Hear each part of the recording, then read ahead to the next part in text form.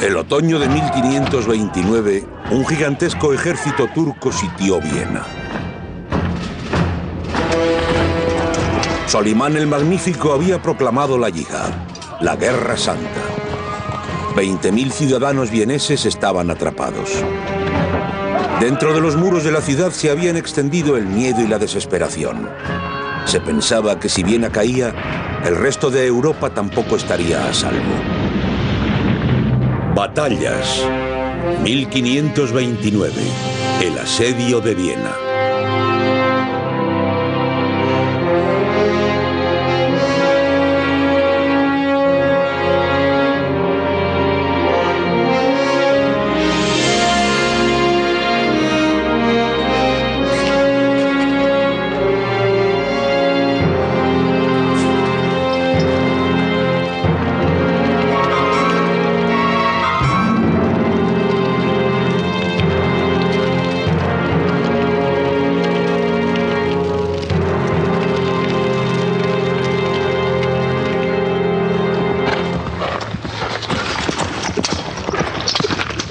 A principios del siglo XVI, Viena era una de las grandes ciudades germanas. Se encontraba a tan solo 150 kilómetros de la frontera occidental del Imperio Otomano. En mayo de 1529, un mensajero comunicó la noticia de que un gran ejército había partido de Estambul para sitiar Viena y conquistar la ciudad. Entre sus asustados habitantes se encontraba Peter Stern von Labbach, el secretario austríaco de guerra. Si hay una batalla, no podré luchar. Mis ojos son demasiado débiles, mis huesos demasiado frágiles, así que día tras día cumpliré con mi deber y relataré el destino de Viena con el mayor de los detalles.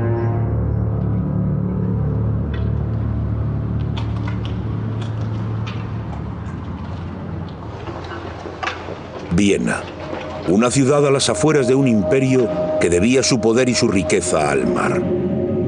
Aquel que tuviera el dominio de las olas dominaría también las rutas comerciales. Europa comenzaba a subyugar a América, el Nuevo Mundo. El monarca de este reino era Carlos V. Gobernaba en un imperio en el que, según se decía, nunca se ponía el sol. En Europa, Carlos V estaba en conflicto con el Imperio Otomano por el dominio en el Mediterráneo y los Balcanes.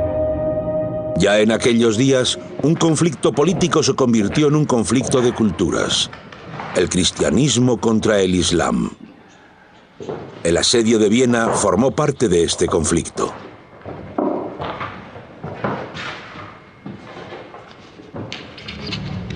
Como secretario de guerra al servicio de los Habsburgo, Peter Stern redactó la crónica oficial de la defensa de Viena, un documento único.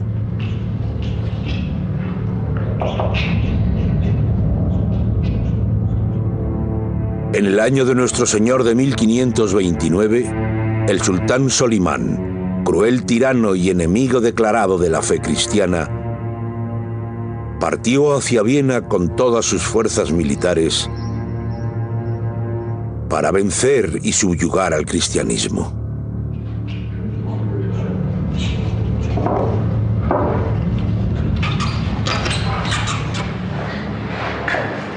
En esta crónica, Peter Stern describió la amenaza que emanaba del Imperio Otomano.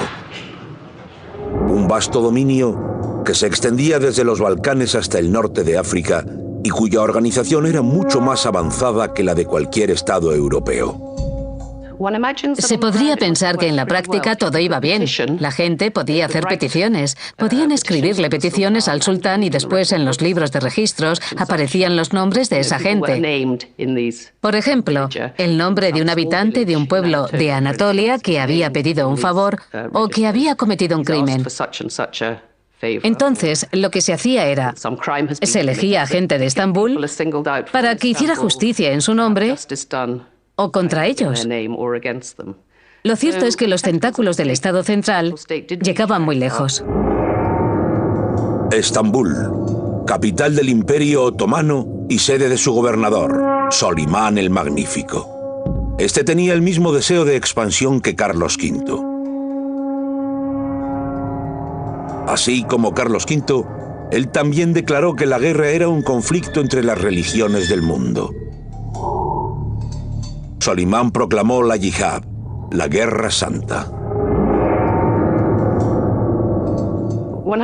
Tenemos que recordar que los sultanes no se veían a sí mismos como los califas del Islam. Ese era uno de sus títulos, pero no era el que promovían como primero y más importante. Primero y ante todo, eran sultanes. Así que al igual que este título de califa estaba ahí como recurso retórico, también lo estaba la proclamación de la yihad para congregar a las tropas y centrar su atención en la lucha. Creo que fue simplemente una confrontación territorial. No fue la primera ni la más importante confrontación religiosa con Fernando y los Habsburgo. En mayo de 1529, el ejército otomano formado por 150.000 hombres partió hacia Viena. Su mayor campamento se estableció en Belgrado. Pero la marcha fue dura. Las fuertes lluvias habían ablandado el suelo y tuvieron que abandonar las armas. El ejército otomano se hundía en el barro. En la mayoría de las regiones, los aguaceros habían destruido las cosechas casi por completo. El precio del grano se había multiplicado por 20.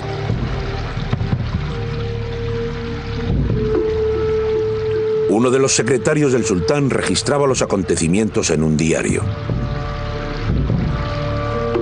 Llovía tanto que mucha gente se ahogó en el río. El agua se llevó a algunos caballos y camellos. Los hombres se subieron a los árboles y pasaron allí 2 días y 2 noches. El relato del secretario otomano es el único de un testigo ocular de la campaña contra Viena. Solo hay una copia que no revela el nombre de su autor. Pero debió de ser alguien que experimentó la campaña con gran cercanía al sultán. Alguien a quien, como a Peter Stern, se le había encargado de manera oficial que escribiera dicho relato. Describió las penurias del avance de los turcos con gran detalle.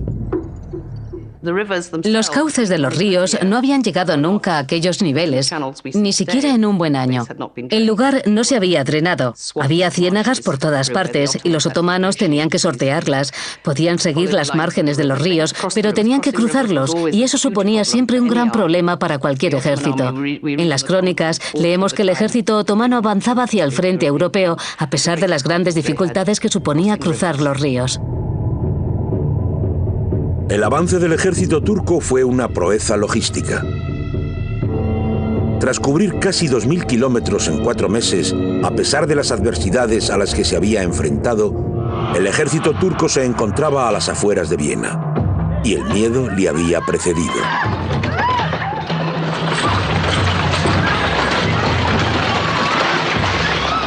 En el último momento, los habitantes de Viena intentaron huir. No podían creer que la ciudad fuera a ser ocupada. Solo 400 habitantes capaces de portar armas se quedaron.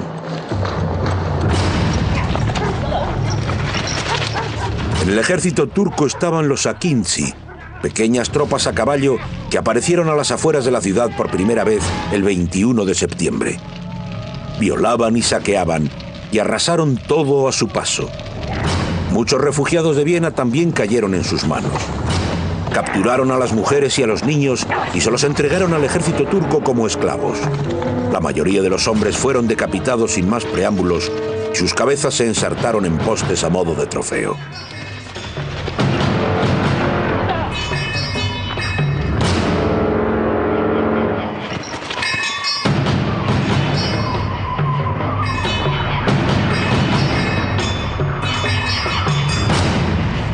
Nuestros guerreros entraban a la fuerza en granjas. Haciendo sonar el grito de guerra musulmán, desenfundaban sus sables y mataban a los infieles. Perseguían a muchachas y muchachos y se aseguraban un rico botín. Esto también era prueba de la gracia de Alá. La gente de Viena necesitaba ayuda, pero Carlos V no podía acudir en persona porque en aquel momento estaba en guerra con Francia. Sin embargo, en el último momento envió 17.000 lansquenetes a defender la ciudad. Esto supuso que hubiera más soldados que ciudadanos en Viena.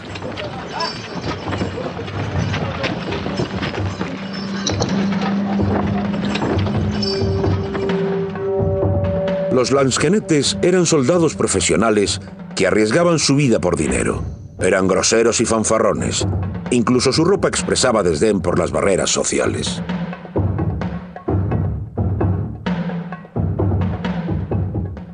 Provocaban, para empezar, con la gran cantidad de material utilizado para su ropa. Querían demostrar cuánto dinero tenían. De hecho, despilfarraban su dinero tan rápido como lo ganaban. También eran provocadores sus hombros anchos. Los hombros anchos y una cintura fina eran un rasgo típico de los lansquenetes. Querían demostrar que eran una fuerza de élite que podía permitírselo todo y que no necesitaba observar las barreras sociales. La prenda de ropa más provocadora de los lansquenetes era su coquilla, una réplica de un pene erecto y símbolo de constante virilidad. Se usaba para diversos fines, incluso como monedero.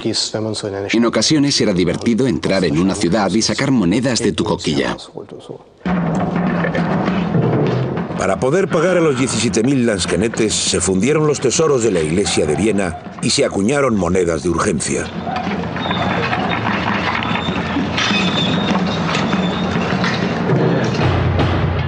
El 24 de septiembre de 1529, 3 días después que los Akinci, el principal ejército otomano llegó a Viena.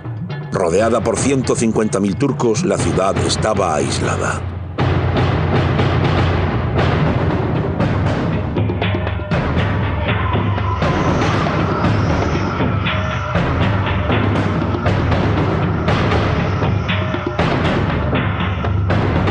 Solimán esperaba que su demostración de esplendor oriental y la magnitud de su ejército intimidaran a la gente de Viena y les persuadieran a rendirse sin luchar.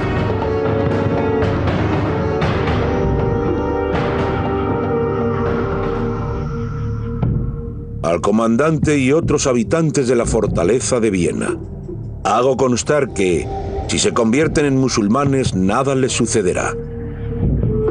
Pero si ofrecen resistencia, por Alá, el más sublime, su ciudad será reducida a cenizas y jóvenes y viejos serán masacrados.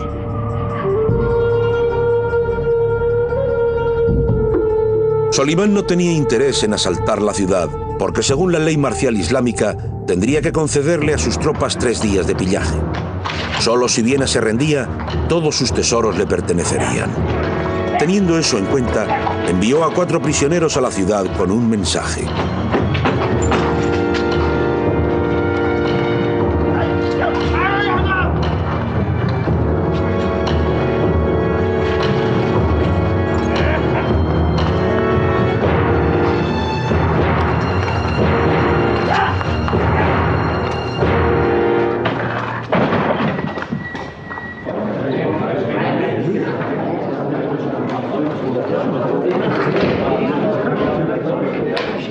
El mensaje era una petición para que se entregaran. Solo así, la ciudad podría ser indultada.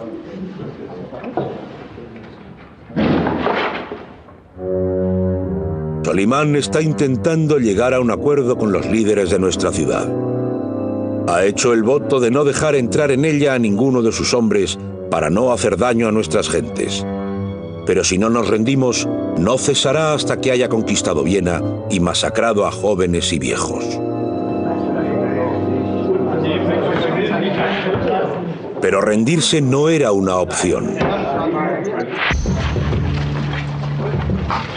El asedio comenzó con una demostración de sus armas.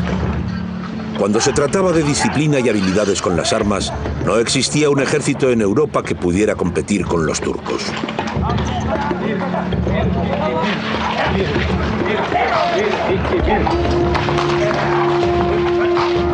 El vasto campo otomano solo podía contemplarse por completo desde el chapitel de la Catedral de San Esteban. Y fue aquí, en el punto más alto de la ciudad, donde un artista se sentó y dibujó. Lo que Peter Stern describía con palabras, este lo registraba con dibujos.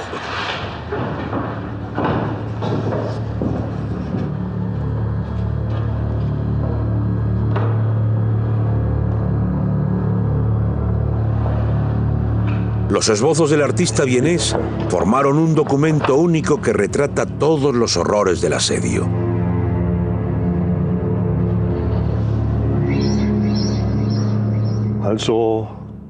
Esta vista, que se encuentra ahora en posesión del Museo de Viena, es sin duda una de las principales fuentes de información que tenemos del primer asedio de los turcos en 1529.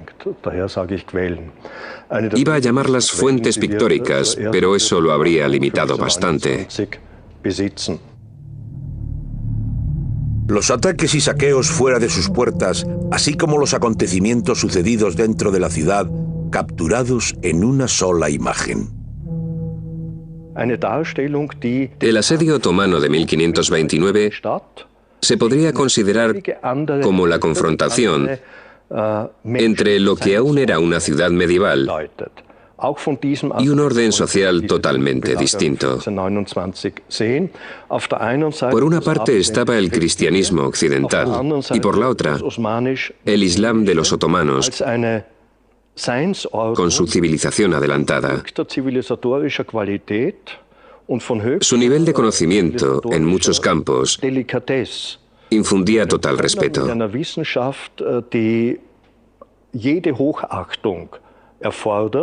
En el otro extremo estaba el sistema occidental, que se encontraba en un estado de agitación. Su capacidad intelectual para reconocer y absorber otras influencias no era tan avanzada en aquel momento como la de los turcos.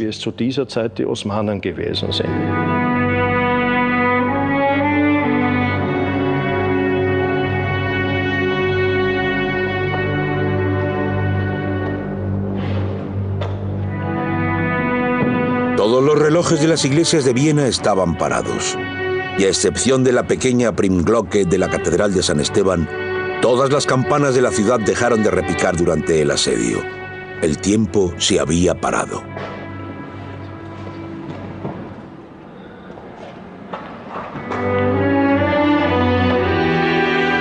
La decisión de luchar fue retratada por Peter Stern como una especie de juramento de Viena. Compañeros de armas, nobles y rasos, juraron quedarse en la ciudad con sus magníficas armas mientras aún hubiera vida en sus cuerpos y para morir unos junto a otros por la fe cristiana.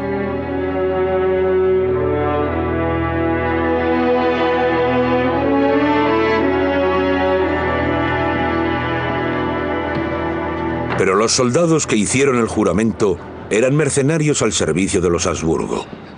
No eran cruzados dispuestos a morir por su fe.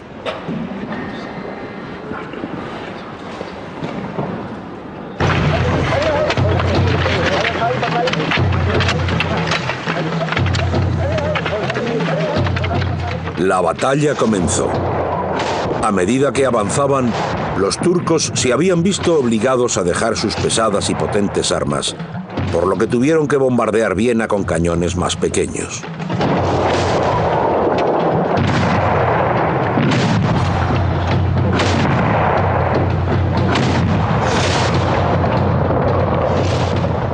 Estos cañones más pequeños apenas suponían una amenaza para los muros de Viena. El peligro llegaba en forma de las balas de cañón que entraban en la ciudad.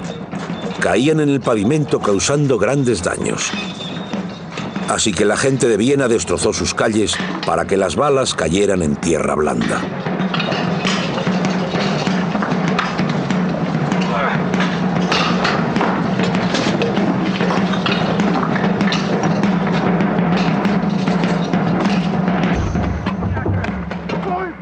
Pero los turcos tenían experiencia en asedios de fortalezas como Viena. Los cañones estaban pensados únicamente para propagar el terror y evitar que los habitantes de Viena tuvieran un momento de respiro. Mientras, los turcos se centraban en sus verdaderas armas, las zanjas y túneles por los que se introducirían en la ciudad para prender fuego a explosivos bajo las murallas de la fortaleza.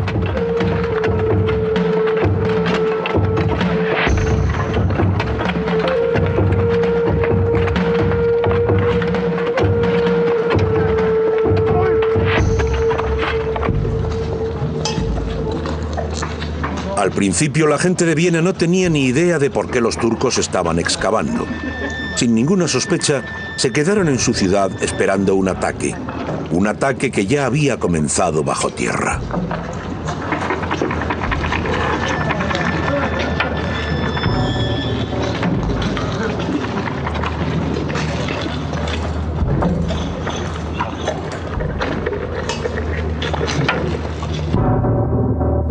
La idea era excavar una amplia cámara al final de cada túnel y llenarla de pólvora.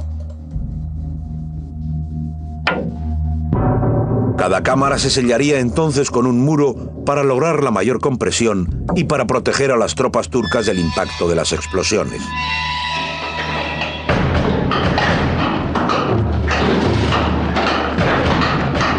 Lenta e inexorablemente, los turcos se acercaban cada vez más a la ciudad. Con cada hora de cada día, la amenaza crecía.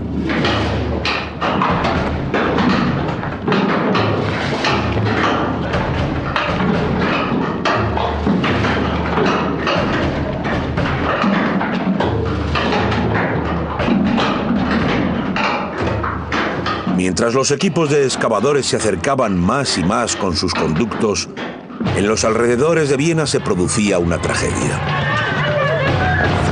Los Akinci propagaban el miedo. Su principal arma era el arco.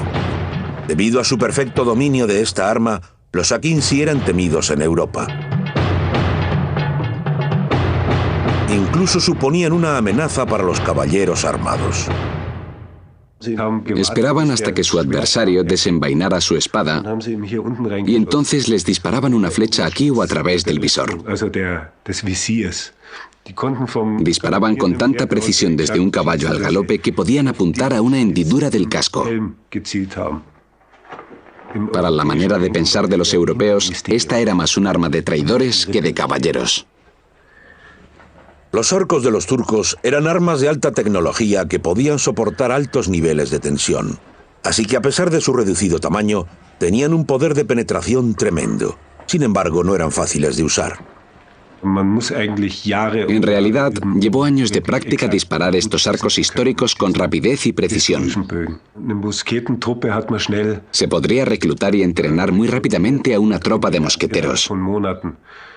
Pero necesitarías años para convertirte en un arquero consumado.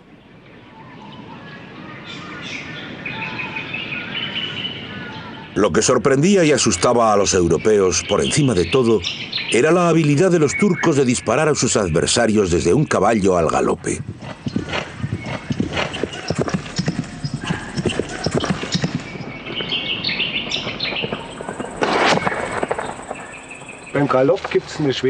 Cuando un caballo está galopando, hay una fase en la que tiene las 4 patas en el aire a la vez. Y entonces es cuando tienes que disparar. Si no lo haces, la sacudida cuando las patas pisen el suelo de nuevo hará que tu flecha se desvíe.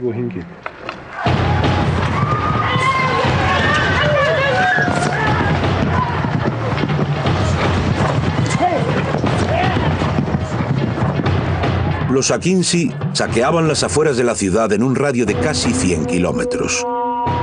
El destino de los granjeros fue un horrible presagio de lo que les esperaría a los habitantes de Viena.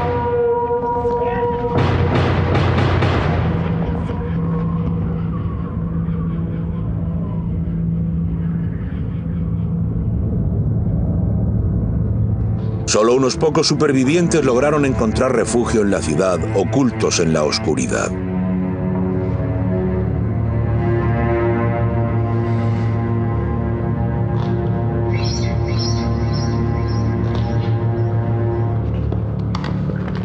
En su crónica, Peter Stern escribió: se masacró y secuestró a miles de personas. Los bebés eran arrancados de los úteros de sus madres y arrojados o atravesados con estacas. Las doncellas eran violadas hasta la muerte. Que el Todopoderoso tenga piedad de sus almas y que estos crueles sabuesos paguen por los crímenes que han cometido.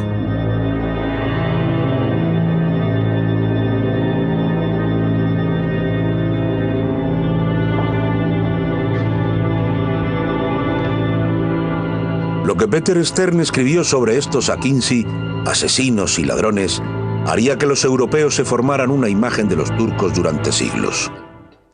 Era una cita típica. La palabra sabueso se usó durante 2 o 3 siglos. La imagen de bebés ensartados se encuentra en múltiples grabados turcos. Eran los periódicos de la época, por decirlo de alguna manera. Los grabados en madera contenían escenas con las que la gente intentaba retratar la brutalidad de los turcos. Y un tema muy popular era el de bebés que habían sido atravesados con palos o lanzas. Esta imagen de la fruta no madura, arrancada del cuerpo de su madre, se da muy a menudo. Otro tema muy común es la violación de mujeres jóvenes. En este caso, la cita es aún más característica. Las atrocidades que tuvieron lugar fuera de Viena se confirmaron en informes otomanos. Los grabados turcos extendían noticias sobre ellas por toda Europa. Así fue como la gente percibiría al Imperio Otomano. Se había formado una imagen del turco como alguien cruel por naturaleza, y esta imagen estaba promovida por la Iglesia cristiana, que vio amenazado su poder. Uno de los que predicaban apasionadamente contra los turcos fue Martín Lutero. Él los veía como la personificación del anticristo. Estad seguros de que el turco es la furia más maléfica del diablo contra el cristianismo. Vemos que actúa con gran crueldad, como si fuera el diablo encarnado y lleno de ira. En Alemania, la guerra de los campesinos acababa de terminar.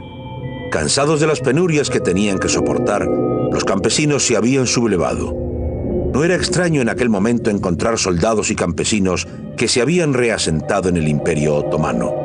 Habían huido de un sistema social que no ofrecía posibilidades de ascenso. En comparación, el Imperio Otomano era un reino muy dinámico. Un campesino podía ascender y convertirse en bajá o visir. Así que era un lugar atractivo para cualquiera que fuera ambicioso. Podías llegar a ser alguien en el Imperio Otomano mucho antes que en Occidente, y eso lo hacía atrayente.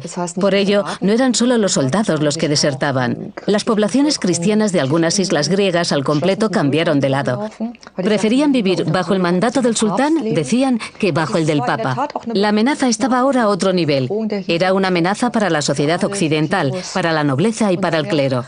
Fue principalmente el clero el que reaccionó buscando la oportunidad de crear un enemigo externo, intentando desviar la atención de disputas internas, como Martín Lutero y los desacuerdos dentro de la Iglesia. Un ejemplo de las posibilidades de ascenso personal en el Imperio Otomano eran los jenízaros, las tropas de élite del ejército otomano, más de 12.000 en número. Los niños cristianos de entre 12 y 18 años habían sido secuestrados de sus familias en las aldeas de los Balcanes, convertidos al Islam y llevados al servicio del Estado otomano. Todos aquellos dispuestos a superar sus experiencias traumáticas podían optar a una carrera en el gobierno, incluso a los puestos más altos.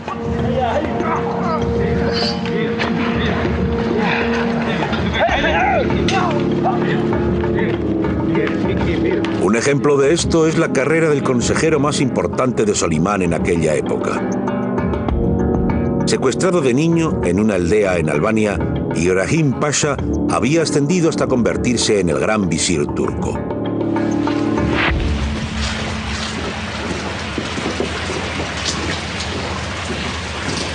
La situación para la gente de Viena era de tristeza y desamparo. Entonces empezó a llover. Una ola de frío excepcionalmente temprana para la época del año les trajo una ráfaga de esperanza.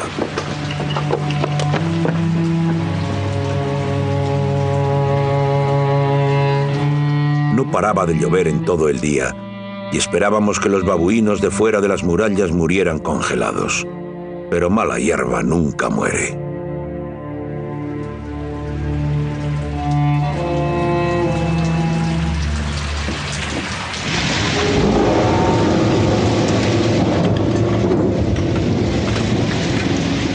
Debido al mal tiempo, atacar no era una opción. Las zanjas turcas rellenas de agua y pólvora para los explosivos estaban empapadas. Mientras siguiera lloviendo, Viena estaba a salvo de ataques.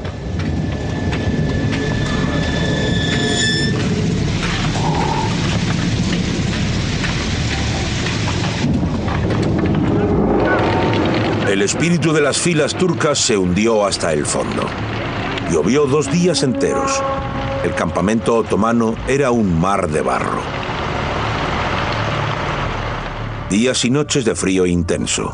Había tanto barro que durante varios días los animales de carga no pudieron tumbarse y descansar por el día ni por la noche. Es imposible describir cuánta lluvia cayó.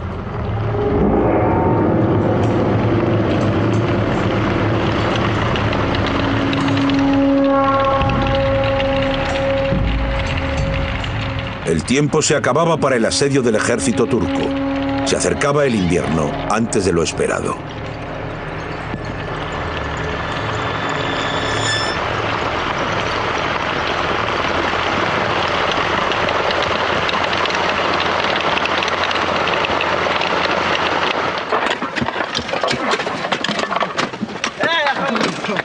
Por fin la lluvia paró.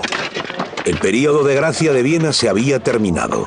La agotadora guerra subterránea continuaba. Para entonces la gente de Viena ya había descubierto las galerías subterráneas y las cargas explosivas. Bajo la luz gris del alba, los lansquenetes planeaban hacer una salida para evitar que los turcos siguieran excavando. 2000 hombres se preparaban para atacar.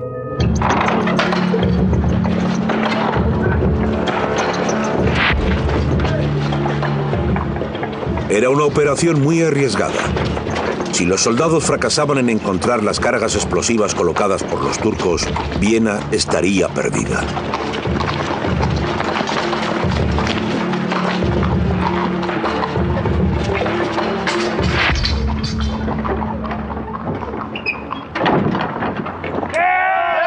Como llegados de la nada, los lansquenetes aparecieron de repente en las zanjas de los turcos.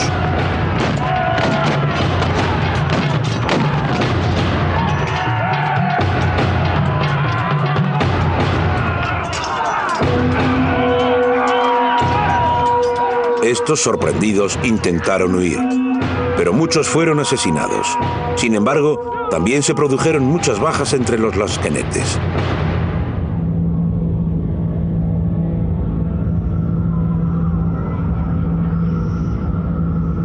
Los lansquenetes no pudieron encontrar las cargas explosivas, pero al marcharse, se llevaron prisionero a uno de los turcos. Se lo llevaban para interrogarlo, eufemismo que en aquellos días significaba tortura.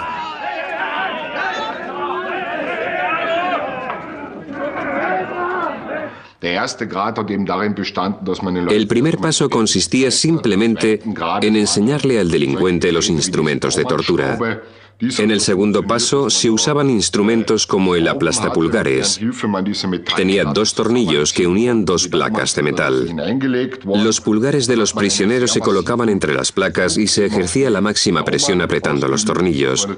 Esto era extremadamente doloroso y el delincuente confesaba rápidamente.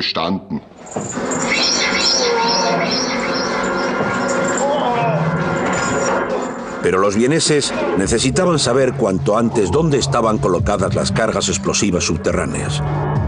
Así que torturaron al hombre de la peor manera posible.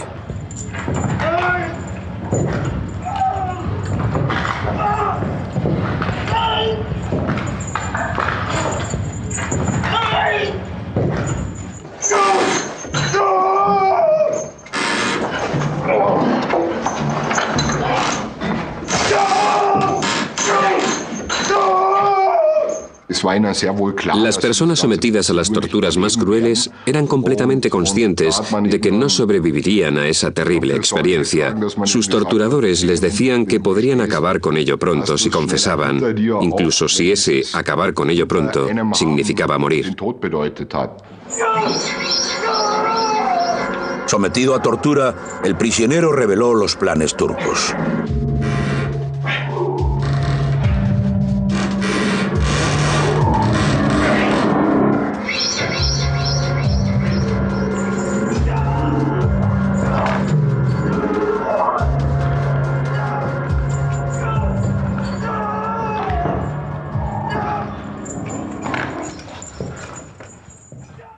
En su relato, Peter Stern describe con emoción. Cuando fue interrogado, el hombre por fin admitió que se habían colocado cargas a la derecha e izquierda de la puerta carintia. Nadie tenía conocimiento de esto. Cuando se informó, nuestras tropas llenaron barreños con agua y posicionaron a sus guardias.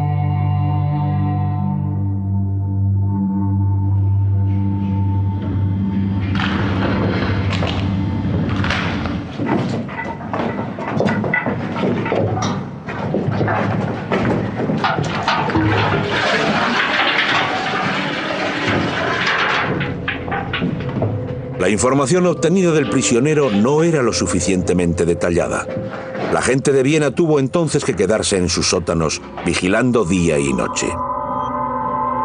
El agua revela cualquier movimiento en la tierra antes de que el oído humano pueda detectarlo. Si se formaban ondas en la superficie del agua, los soldados cavaban en aquel lugar.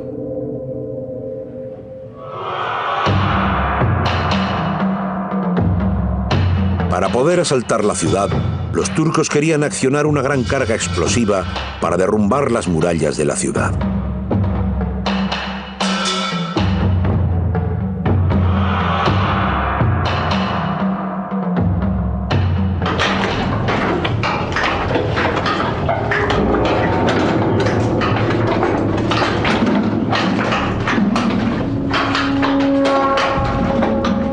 Los turcos trabajaban en varios puntos a la vez, a menudo para confundir al enemigo.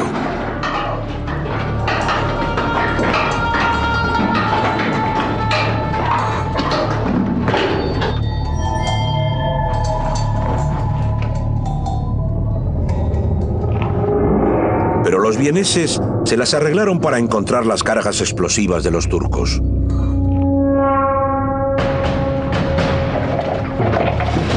En aquel momento el tiempo era crucial.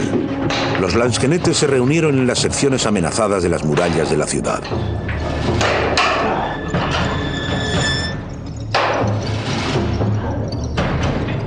Últimos preparativos para la detonación. Las cargas de pólvora estaban enrolladas en las cámaras subterráneas. El ataque turco general era inminente.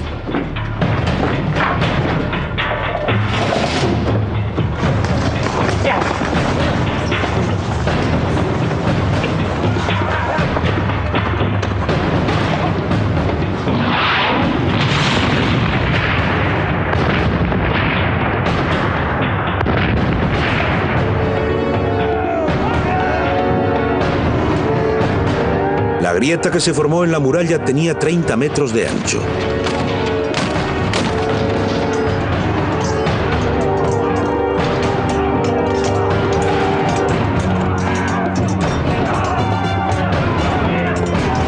Pero los vieneses estaban listos. Los lansquenetes estaban situados en la brecha, y los turcos fueron directos a sus lanzas.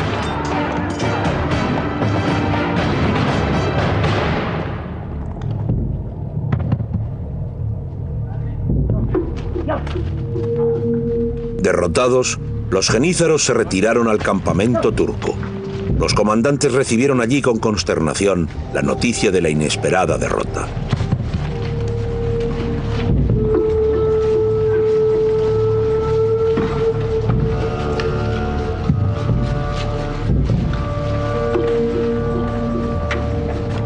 Tras los rezos de la tarde se detonó una carga explosiva. Algunos de los infieles lucharon en la brecha que creó. Dio comienzo una encarnizada lucha, pero como la brecha no era lo suficientemente ancha, no pudimos ocupar la ciudad.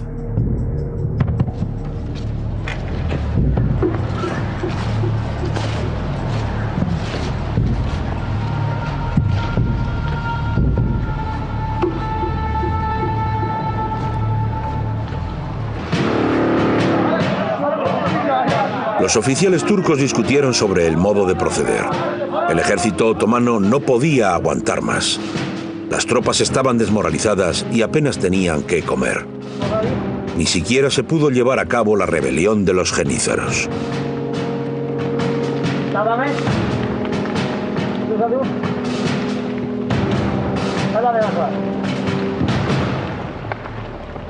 La escasez de comida era un asunto de máxima seriedad.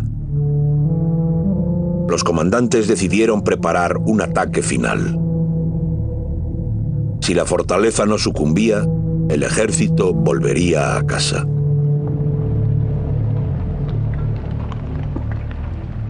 La moral del ejército estaba muy baja. Las provisiones en el campamento otomano eran escasas. No tenían ni el grano ni la carne que necesitaban para alimentar a los soldados. Creo que era imposible que el asedio hubiera triunfado. La estación avanzaba y sabían que el invierno llegaría pronto. Ya había nevado cuando estaban en Hungría. Había nevado muy pronto aquel año. No tenían posibilidades.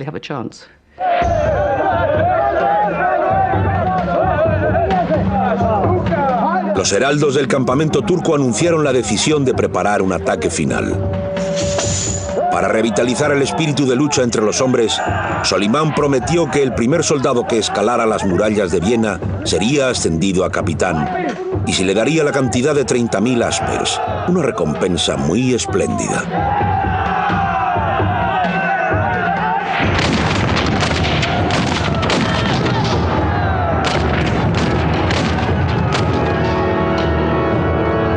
El ataque final.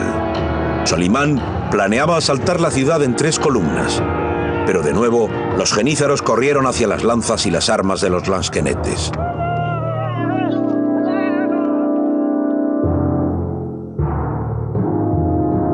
La carnicería duró 2 horas. Después, los soldados turcos decidieron por unanimidad retirarse. Ya no tenían ganas de luchar. Ya no creían que pudieran ganar la batalla.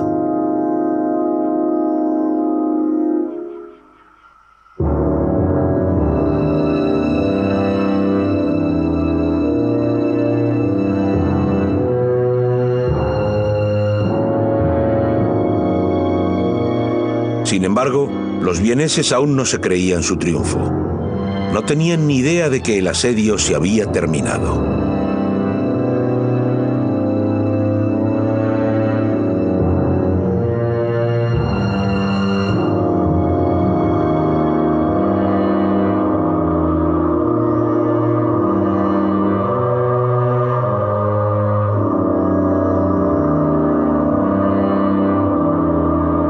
En su relato, Peter Stern escribió: el enemigo preparó un ataque violento, pero esta tormenta amainó pronto.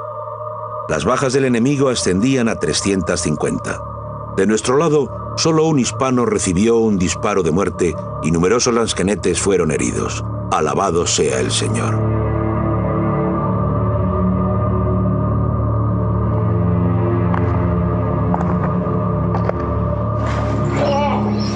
El peligro había terminado, pero el miedo aún se extendía por la ciudad. Al día siguiente del ataque final, 3 hombres fueron capturados. Sometidos a tortura, confesaron ser espías turcos. Solimán, decían, les había encargado prender fuego en 5 puntos de la ciudad. Planeaba entonces atacar la ciudad en llamas mientras sus habitantes estuvieran preocupados intentando sofocarlas.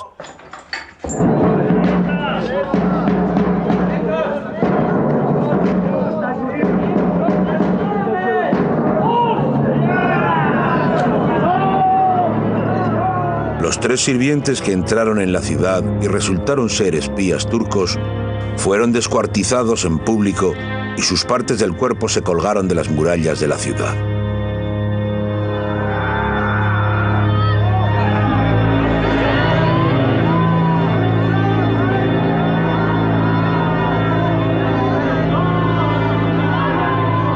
Pero los hombres probablemente eran inocentes. Su ejecución, pura histeria. No hay duda de que esto era algo que la gente necesitaba. Después de todo, habían tenido que soportar el asedio sentados en sus sótanos. Así que cuando alguien era ejecutado de esta manera, se trataba de un caso de sed de venganza. El descuartizamiento era un castigo particularmente brutal y deshonroso. Al separar el cuerpo, ya no se podía resucitar. Al privar a una persona de la posibilidad de entrar en el paraíso, no se estaba castigando solo su cuerpo, sino también su alma. Y aquellos días, la gente creía firmemente en el más allá. La campaña del ejército otomano terminó de la misma forma que había comenzado, en medio de la lluvia y del barro. El relato del cronista otomano no da indicios de cuántos soldados turcos murieron de hambre o congelados en el camino de vuelta a casa.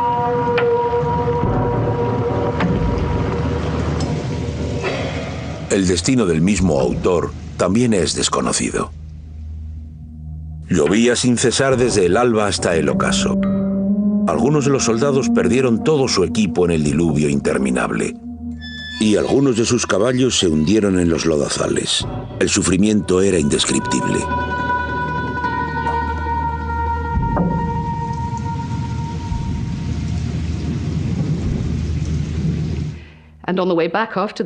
En el camino de vuelta tras el asedio, el ejército al completo se hizo pedazos.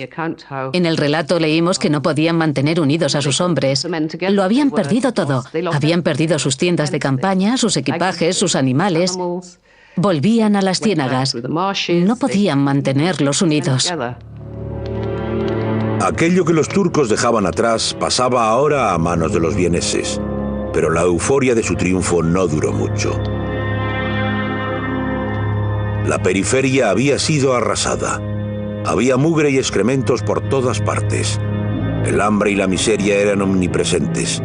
Apenas era posible caminar la distancia de un disparo de ballesta sin encontrar un cadáver o el cuerpo inerte de un cerdo, caballo o vaca.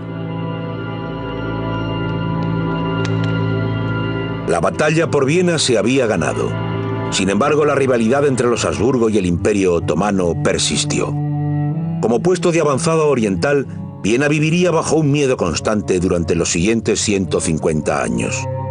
No fue hasta el segundo asedio fallido, en 1683, cuando comenzó el declive del Imperio Otomano.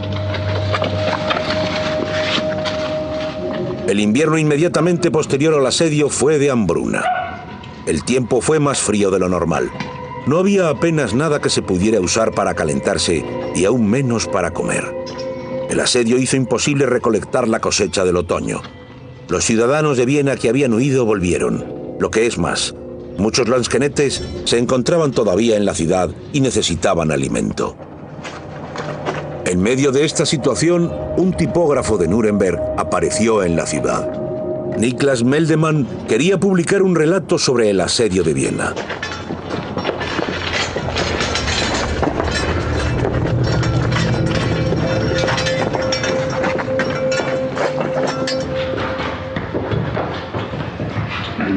Meldemann conoció a Peter Stern, el cronista del asedio, quien le proporcionó una copia de este relato.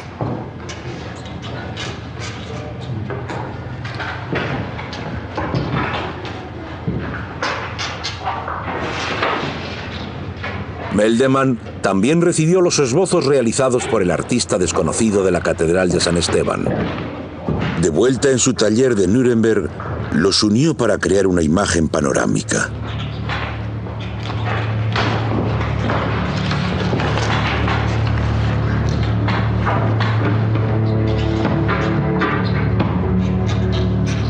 Meldemann tan solo mencionó a Peter Stern como autor en la primera versión. Más tarde publicó el relato enriquecido con sus propias experiencias bajo su propio nombre. Y el nombre del artista que esbozó los dibujos se mantuvo en secreto.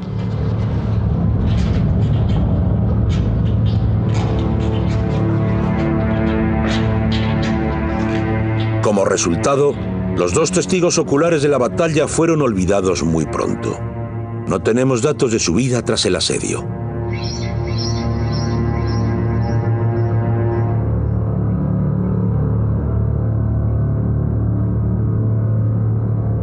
Niklas Meldemann menciona que aquí en Viena conoció a un pintor muy famoso y que tras largas negociaciones se las arregló para comprar sus dibujos. Según Meldemann, este famoso artista había observado el asedio de manera individual y por propia iniciativa desde el cuarto del guarda de la Catedral de San Esteban y había dibujado lo que veía. Meldemann afirmó haberle comprado los dibujos al hombre con su propio dinero y haberlos presentado después en un grabado en madera.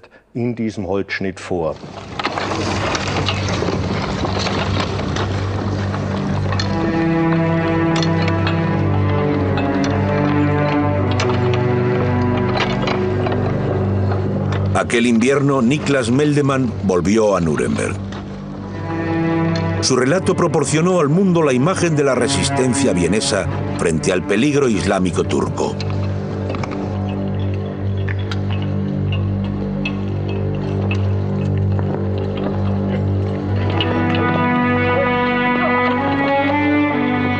Esto formó una imagen de los turcos en Europa y dio lugar al concepto de Viena como bastión cristiano de Europa.